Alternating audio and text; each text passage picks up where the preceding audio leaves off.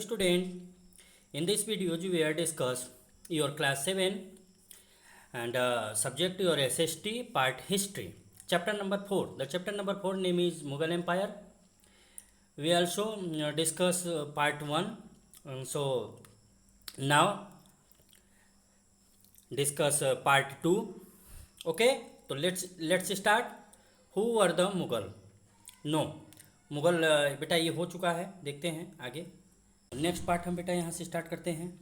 ये देखिए इंडियन पूरा ये क्षेत्र कहाँ कहाँ पे पूरा इलाके पे था, इन्हीं इलाकों पर मुग़लों का कब्जा था। ओके, या तो मिलिट्री कैंपेन इन्होंने यहाँ किया था। अब आइए मुग़ल ट्रेडिशन ऑफ सक्सेशन, मुग़लों का जो उत्तराधिकार की परंपराएं थी वो कैसी थी। तो Mughal did not believe in the rule of primogeniture, यानी कि यह मुग़ल ज्येष्ठाधिकार के नियम में विश्वास नहीं करते थे। ज्येष्ठाधिकार यानी प्राइमोजेंच्योर में ये विश्वास नहीं करते थे। Where the eldest son inherited his father's estate, यह अपने पिता के जो ज्येष्ठ पुत्र होता था वो अपने पिता के राज्य का उत्तराधिकारी होता था। जबकि मुग़ल और तिमूर ये अपने क्या करते थे, कस्टम ऑफ कैफरेंसी इनहेरिटेड, उसकी भी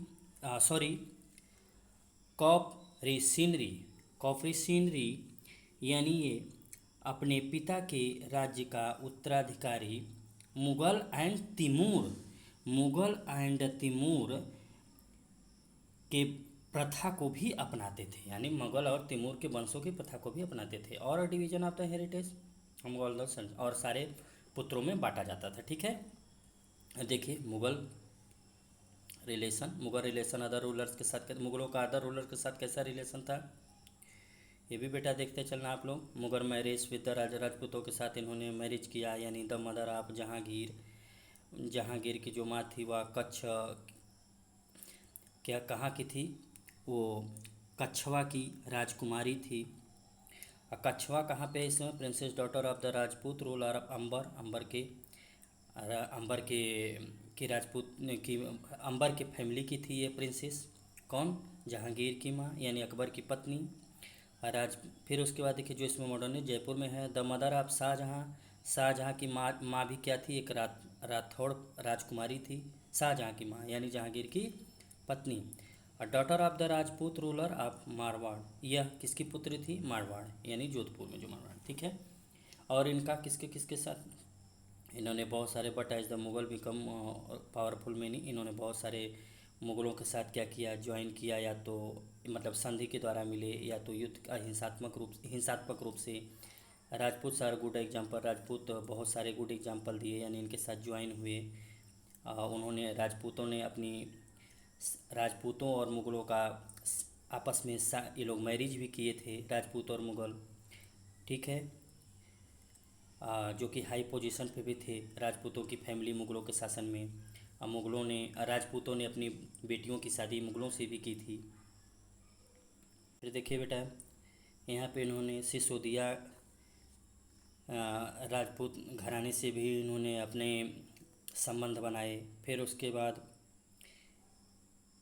इसमें और भी बहुत सारे लोग थे और जिन्होंने क्या किया, मुग़लों ने गिवन देयर लैंड्स, मुग़लों को लैंड दिया या असाइनमेंट किया, यानी वतन जागीर। वो क्या कि उनको केयरफुली भी किए जाते थे। और between defeating but not humiliating their opponents enable the Mughals to extend their influence over many kings and chieftains, यानी बहुत सारे ऐसे थे कि पराजित करने पर परंतु अपमानित न करने के बीच सावधानी से बनाए गए संतुलन की वजह से मुग़ल भारत के अनेक शासकों और सरदारों पर अपना प्रभाव बढ़ा पाए। यानी मुग़लों ने पराजित किया बट अपमानित नहीं किया बहुत सारे शासकों को, जिससे आपस में उन लोगों की क्या हुई, दोस्ती भी हुई। बट लेकिन look at the table one note, Aurangzeb ने, लेकिन इसमें से एक ने क्या किया, औरंगजेब जो थे उन्होंने इंसल्टेड किया था शिवाजी का।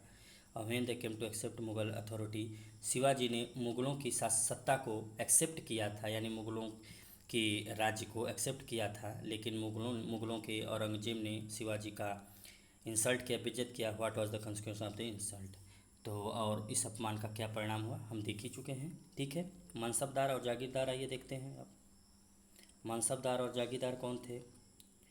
Empire expanded the encompass different regions. The Mughals recruit diverse bodies of people from the small nucleus of Turkish bodies. इसमें मुस्लिम, अफ़गानी, राजपूत, मराठा, नदर ग्रुप, बहुत सारे ग्रुप थे जिन्होंने ज्वाइन किया था इसमें। उन्हीं को क्या कहा जाता था? मनसबदार। यानी कि इनकी सेना में, इनके साम्राज्य सेना में तरह तरह के सामाजिक सदस्यों को प्रशासन में नियुक्त किया गया और इनमें ये सब थे। ठीक है, तुर्की, ईरानी, भारतीय, मुसलमान, अफगानी, राजपूत, ये सब थे। द टर्म मनसबदार है फर्स्ट। टर्म मनसबदार जो थे वो दो तरीके से थे, जैसे इनको अलग अलग किए। तो एक मनसब था जिसकी मीनिंग होती है हाई रैंक, ग्रेडिंग सिस्टम पे था मुग़लों में। ये इसमें क्या था? रैंक, सैलरी, मिलिट्री रिस्पॉन्सिबिलिटी इनको दी गई थी। रैंक का सैलरी क्या था? Numerical value and called Jat. Jat, Jat भी कह सकते हैं, यानी जाट। यानी बहुत सारे ऐसे थे पद का निर्धारण जात की संख्या पर निर्भर था। यानी पद और वेतन का निर्धारण जात की संख्या पर आधार था। जात की संख्या देखिए, द हायर द जात, जात जितने अधिक होंगे उतनी prestigious was the nobles position in court and the larger his salary. उसका पद और उसकी वेतन उतने अधिक रहेगी। ठीक है, जात रैंकिंग ये देख लीजिएगा बेटा।